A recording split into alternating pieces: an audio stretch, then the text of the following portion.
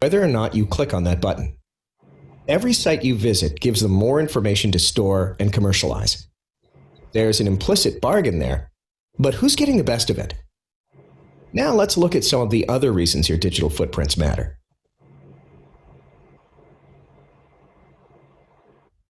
Okay, fine, ma'am. We'll proceed. We'll proceed to the next slide. So basically, this has reinforced what I was saying, that your digital footprints have to be clean, have to be respectful, and don't have to be questioning. Now we come to how school can support the children to stay safe. A child stays in the school for 6 to 7 hours a day. Okay, not now because of the COVID, but still school is influencing by the virtual classrooms. So school has a huge role to play in actually enabling the thinking of the child towards the safety and responsibility act. So the schools have to have rules for using personal devices. A lot of schools use connected devices for learning, and internet is enabling, so that's fine. But the personal devices, should they be brought from home? How, and whether the children can use their private apps or not. So school has to have policies on the use of personal devices. The other is having conversations with the children. So a module on digital citizenship is essential. So what happens that you teach them with examples and you continue to reinforce in their minds that like they have to be ethical and responsible in their real life, they have to be the same in their virtual life. So the children realize that that is the way to go, because their children are very quick learners. Then another thing is IT club support group. So what happens is that if a child is in trouble, the last person the child will go to is parents, and the second last person the child will go to is teacher. Normally what they do, they discuss among the peers, and the peers are equally knowledgeable or lack of knowledge as them, so it doesn't solve the situation. So if there is an IT club or a support group which will definitely send enabling messages, etc., enabling activities to the students, in case the child is in trouble, then he or she can go to the senior students. They would prefer to go. Otherwise, they are likely to keep the issue to themselves. So this IT club can be a support group. This IT club can actually organize such discussions, debates, activities, which are enabling in nature about the internet usage. Then the computer lab. The computer teacher has a huge role to play. So what happens is a class 11, 12 comes, and obviously their access is higher, and then a class 6 comes. So what happens is sometimes those channels or those platforms which are class 11, 12 accesses are inadvertently open to a younger child, which may not be age appropriate. So age appropriate content is very important. The other is hygiene test of the machines.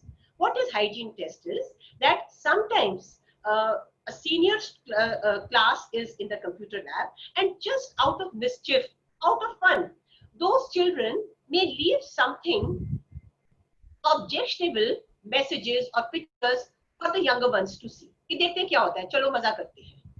So after every class, the computer teacher has to quickly make a round and whatever and look at the hygiene of the machine. Then reporting and helpline mechanisms, computer teacher, the school counselor, the principal should know. And definitely this reporting and helpline would be with the help of the parents. But the parents may not be as knowledgeable. So it's the school's, if the child has got into some issue in the school premises, it is the school's responsibility to take care of them. So reporting and helpline ke liye, so you should have a chart in the computer lab itself or in the principal's room that these are the helplines and these are the support groups. Sensitization and involvement of counselor is there because these issues have to be dealt with very sensitively. And definitely one cannot do without the involvement of the parents. Even if the parents are not as knowledgeable, the parent involvement and their concurrence has to be there.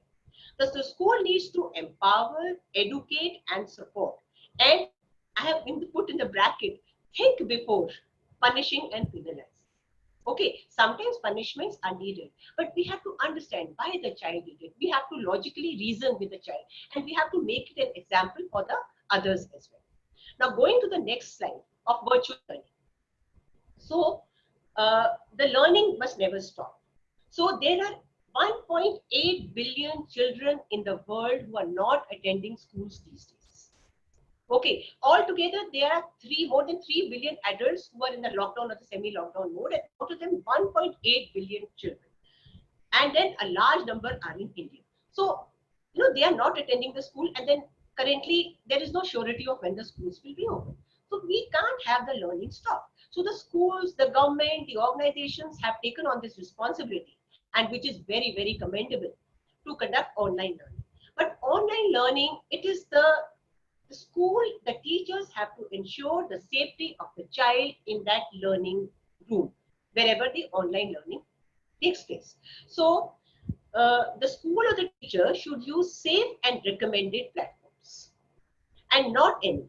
Even if, like for example, there was an advisory about Zoom, that Zoom can be used, but then these are the do's and don'ts that you can follow. So be abreast of all this news which is coming. Then passwords. You cannot post the passwords on the social media, and or somewhere. I'm conducting a class for class 6, and this is the user ID and this is the password. It may be WebEx, it may be any platform. So what happens? The troublemonger, the perpetrators, are unke liye to sitting duck hai ye young bachche, so they will also join. So I hope most of the educators are following that. Password should be sent a little time before the class, and they should be texted separately or in the group for that particular class. You cannot post passwords and make them public on social media. Another thing is inform and involve the parents. It is very important, because what might happen that the child has logged on the laptop of parents, saying that I have a class to attend, and parallelly the child has logged his or her attendance in that room, and parallelly there are other windows open and the child is browsing wherever on the internet, or there is no class and the child is using the parents laptop. So the schedule of the class, and has to be shared with the parents, and the parents also have to see that in between, that okay, is the child really inside that virtual room, or the child is navigating the world wide web and doing whatever he or she should not be doing. Okay, the other thing is platform bombing, and I'll talk of it a little later. Then updated software. It's very important to have the updated software of these platforms, because what happens, because of certain issues which come from the ground, they quickly patch up those issues with some new software. And right now, all these softwares have got a lot of patches, and we must have the updated software. So when you open your particular app and it says that updated software is available, don't be in a hurry and say no. Look at it. Look at what is available. Look at what version that you have, and then you update that software. Then another issue which we have found, the parents are asking. Parents are being asked to download a lot of apps.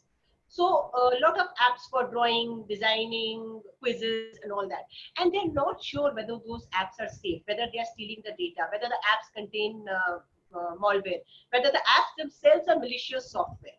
So the apps which you recommend for a child to use should be trusted. Go to the Play Store and see the review of the app, and then check out what have been the users of what kind of users are on that app, and only then recommend to the child. Otherwise, otherwise we are suggesting unsafe places for the child to go to. And mark attendance and participation throughout the session. It should not be attendance laga di, and I said earlier, अब वो तो world wide web में अपना घूम रहा है.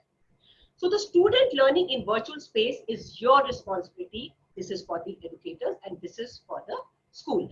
But it's not that parents don't have any responsibility. The parents have to connect with the school. The parents have to see the schedule. The parents have to see that the children are learning online and not just passing the time in unknown spaces. Okay, then we go to the family. Family, of course, plays a very important part. Okay, and सबसे पहले, before anything, parents are role models. If I, as a parent, if I'm binging on Netflix, if I'm binging late night, then what kind of role model I am? If I'm on the dining table using my phone, that I have to take this call, my boss called or my sister called or whosoever, then what kind of example we are setting? जितना मेरा boss मेरे लिए important है, उतना वो बच्चे का friend उसके लिए important है जो उसको उस टाइम कॉल कर रहा है, उसके लिए वो critical है. So we have to be exemplars to the children. If we tell the children not to use technology at certain times, we first have to demonstrate. Privacy settings. Like I said, that a lot of the social media apps, social media platforms, they by default everything is open to public. Okay, what happens is that the child posts, then it might be just open to the public. So you sit with the child, make those settings age appropriate. There is an option on the right hand side on top in the inverted triangle. You set the privacy settings with the child. Don't do it on your own. When you're setting, make him or her, even if the child is 6 years old or 10 years old, and explain the logical reason why the privacy setting. Like, we don't let you go to the mall alone, we don't let you go to another city by yourself because it's not safe. Similarly, in the online world, there are some places which are not safe. Trust and openness is very important. Like I said, when the children get connected devices, sit with them, explain to them, and be reasonable. Okay, reason with them on why they cannot use certain settings. And very important is tech-free zones and times. Like I said, that parents have to be the role models. Okay, on dining table, no technology. No technology after 10. No connected technology definitely after the bedtime, because other the child will take out the phone and start playing. हम लोग ही खेलना शुरू कर देंगे. So the tech-free zones and tech-free time is important. The family time is very important.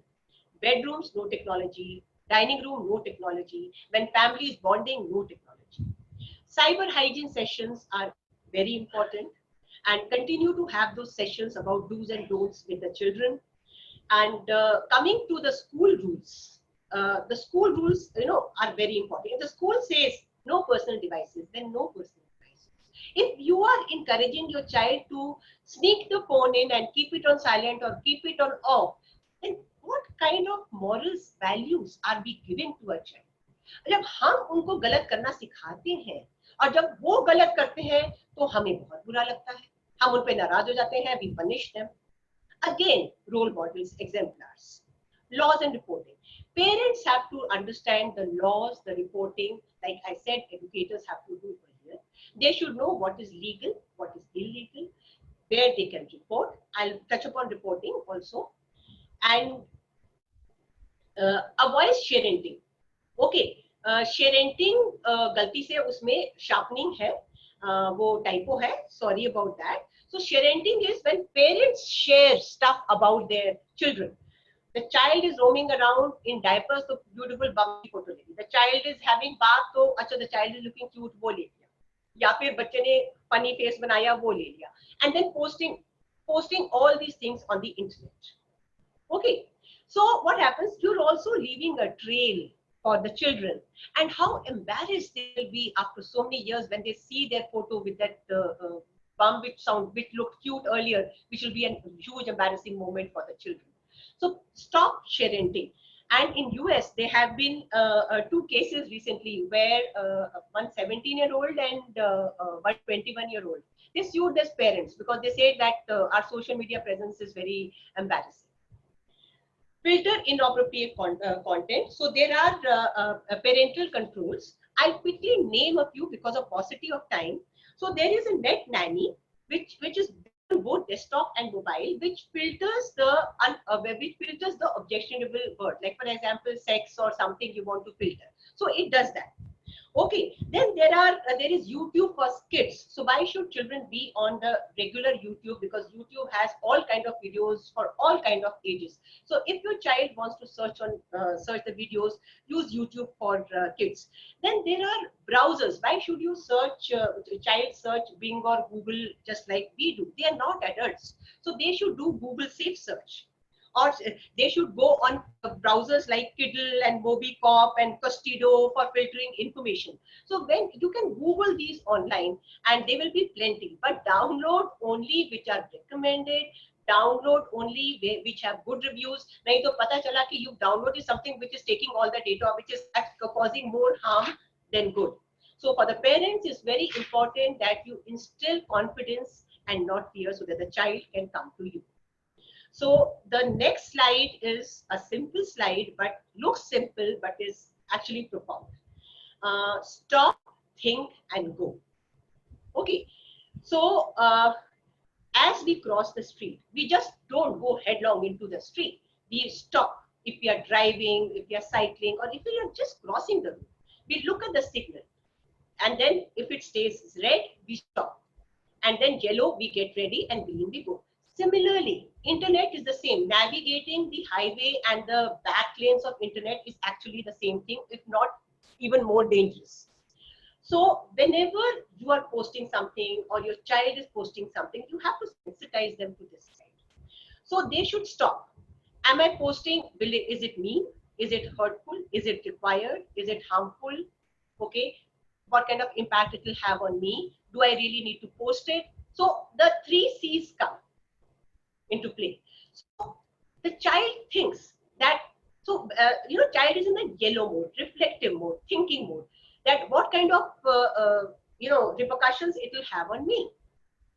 But if the child has thought through, and then if the child is feeling confident, no, it actually matches all my parameters, it takes all the good behavior, then internet is a wonderful place to go. So stop, think, and go. Red, yellow, and green. So this was my presentation. I look forward to the questions. I also want to share with you that I am associated with the Cyber Peace Foundation. It is the first non-profit organization which is working towards creating the cyberspace very enabling and safe for the younger people. And the vision and mission is to promote peaceful, responsible, and inclusive cyberspace. And we conduct workshops, we do research, we develop content, we do policy advocacy, and we actually empower the whole ecosystem so that the children are safe. The children cannot be safe with the help of parents and teachers. Even the law enforcement agencies have to be trained. The policies have to be very enabling. So we work towards all that. And keeping this vision in mind, we have come out with online safety guideline handbook. And this was developed with the help of CBSE. And it has been released by Honorable HRD Minister. So this handbook is a very interesting, colorful, engaging handbook, and it is for the students. And the students from class 8, 9 onwards can use. We will also be coming out with handbook for the teachers and for the smaller students based on the feedback that we get. And so we will share with you the link of the handbook. It's available in soft copy both. And going ahead with the vision of promoting safety, we are going to launch eRaksha 2020 contest for the students and teachers. In 2019, we had launched launched the eRaksha contest, and then we got fantastic response across the country. The beauty of this contest is it is not gyan. It is not workshop. We are not telling children what to do. We tell the children that put on your thinking cap and think about internet. What would you want to do? What would you want others to do to you? How do you think you can keep yourself safe online? So, and whatever you think, put it in the form of poster, video, nukkad natak, in all creative forms. So we have got fantastic response the last time, and we will be launching it next week. And now coming to another small part is call for help is the reporting part, which I had told you I'll cover. So there are 3 kinds of reporting: social reporting, platform reporting, and legal reporting. So social reporting is when the child is, let's say, getting bullied. Okay, take an example. So the child reports to the parents, the teachers, or the counselor. They take care of it, or the community. So this is social reporting. Every time the child has issued, first step is always the social reporting. The second is platform reporting. Do you know if any inappropriate picture of mine is put on any of the social media accounts? And I can always report against it. Or if I'm bullied, I can always report on the social media platforms, and it is mandated they reply within 24 hours. If somebody has impersonated my account, I'm not able to access the account because the password has been changed, we can immediately do platform reporting. The other reporting is legal and formal reporting. So government has cybercrime.gov.in portal where you can make your complaints. There is also a provision for women and girls to make anonymous complaints. They are very, very responsive. You can also understand the laws over there. There are cyber safety cells in each of the districts. You can make complaint over there. Any financial embezzlement related to online or connected world. So social, platform, and legal are the three kinds of reporting. And you can go to cyber safety cells. Then there are organizations like Childline, Helpline, and NIMHANS you can go to. Our Cyber Peace Foundation also has a helpline, and there is a number which can be shared again later. And definitely for a formal complaint, we go to the Government of India portal, cybercrime.gov.in. So this was my presentation. I have tried to share as much as I can, despite the fact I was conscious that I should not do information overload. But this topic is so vast and so critical that you feel you want to give maximum to the audience so that they go back enriched and they help the children more and more. We look forward to your questions now, and do ask. Don't think any question may be irrelevant or whatever. Every question is important because the question that you ask the other may be thinking of it. It may help somebody else also, or it may help us. It may help me. If you ask some question I don't know, then I'll go and find out more about it. So I'll ask my co-host to start sharing the questions with me. Thank you, Nisha ma'am. Thank you so much. I would also like to tell my audience here that she was one of my first EdTech guru. I have worked with her, and it was by chance that after 13 years we have again, been together today. So thank you so much, Nisha ma'am, for this insight. Thank you. Thank you for inviting me, actually, Miss Veena.